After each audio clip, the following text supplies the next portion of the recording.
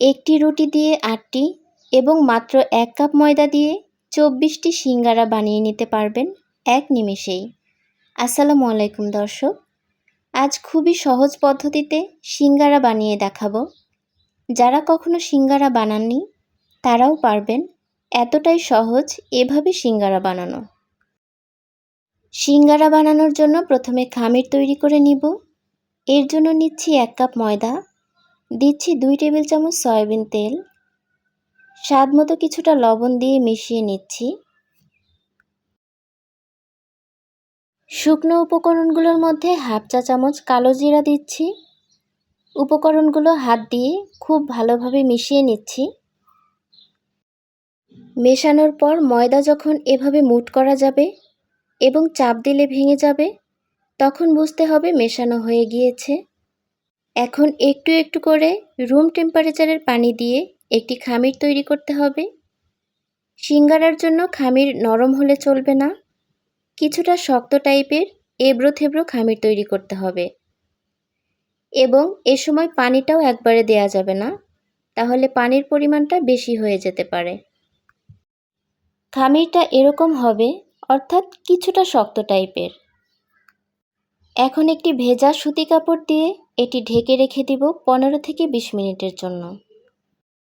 এখন সিঙ্গারার জন্য আলুর পুর তৈরি করে নিব। চুলায় প্যান গরম করে ৩ টেবিল চামচ সয়াবিন তেল দিচ্ছি। তেল গরম হলে এখানে ৩টি পেঁয়াজ কুচি দিচ্ছি। পেঁয়াজগুলো একটুখানি ভাজার পর এর মধ্যে কিছু কাঁচা চীনাবাদাম দিয়ে দিব।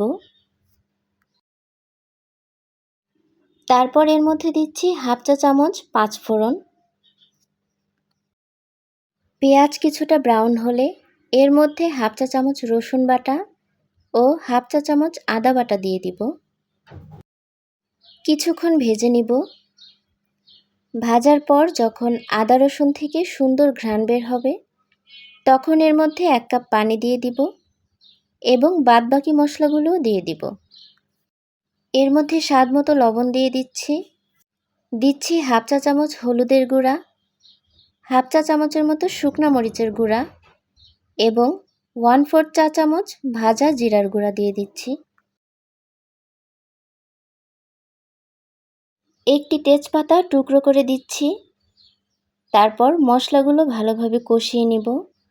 মশলা কষানো হয়ে যখন উপরে তেল ভেসে উঠবে, তখন এর মধ্যে আলু দিয়ে দিচ্ছি। আমি 3টি ছোট সাইজের আলু এভাবে ছোট ছোট করে কেটে ধুয়ে নিয়েছি। এখন আলুগুলো মশলার সাথে একটু কষিয়ে নিতে হবে। আলুগুলো কষানো হয়ে গেলে সিদ্ধ হওয়ার জন্য 1 কাপ পানি দিয়ে দিব। তাড়াতাড়ি সিদ্ধ হওয়ার জন্য ঢেকে দিচ্ছি। মিডিয়াম টু লো হিটে রান্না করতে হবে। প্রায় 15 মিনিট পর পানি শুকিয়ে গিয়েছে এবং আলুগুলো খুব ভালোভাবে সিদ্ধ হয়ে গিয়েছে। এখন স্প্যাচুলা দিয়ে সিদ্ধ আলুগুলোকে কিছুটা আধা ভাঙা করে নিচ্ছি। আলুগুলো আধা ভাঙা হলে এর মধ্যে 2টি পেঁয়াজ কুচি, 4-5টি কাঁচামরিচ কুচি ও কিছু ধনিয়া পাতা কুচি দিয়ে দিচ্ছি।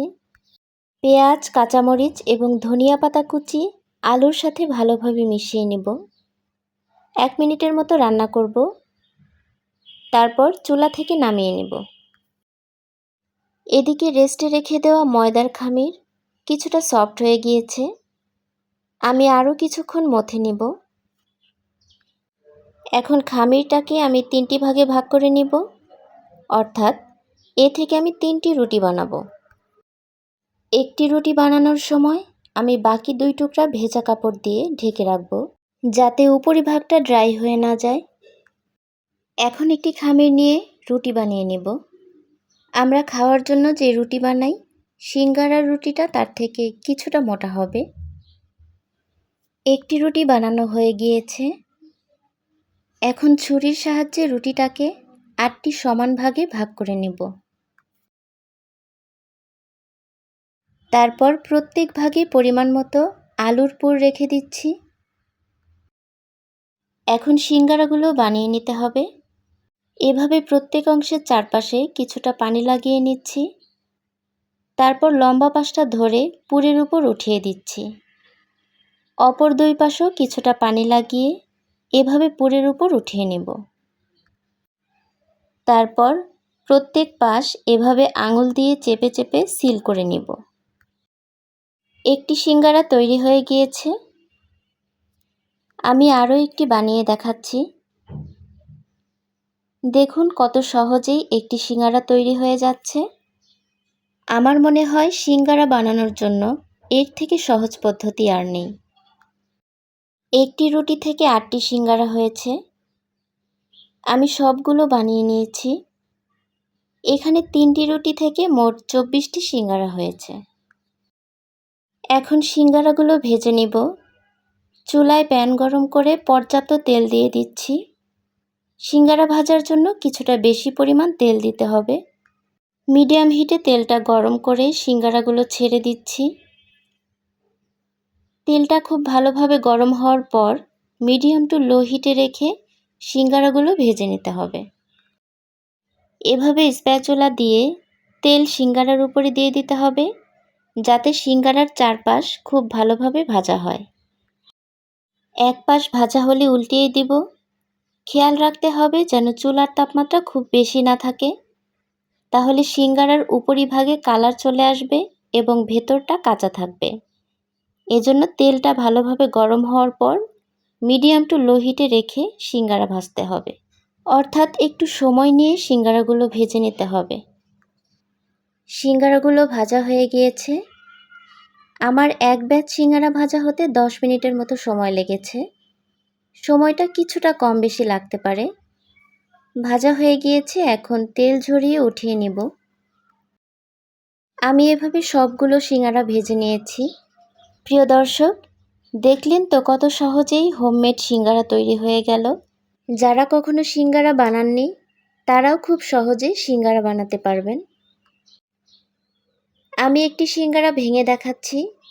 এটি দেখতে যেমন সুন্দর, দেখুন কতটা ক্রিস্পি হয়েছে, আর খেতে তো অসাধারণ হয়েছে।